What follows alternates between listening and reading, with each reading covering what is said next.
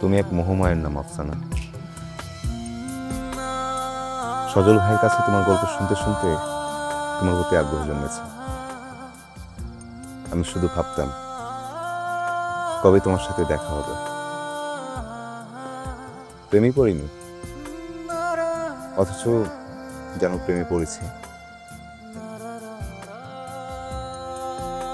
এই যে তোমার সাথে দেখা হলো, মনে হচ্ছে হাজার বিলির ধোঁকা দিয়ে সৃষ্টিকর্তা তোমাকে তৈরি করেছেন। তুমি এত শুভ্র, স্নিগ্ধ, এত সুরভিত। আমার মনে হচ্ছে আমি হাজার বিলির ঘ্রাণ পাচ্ছি।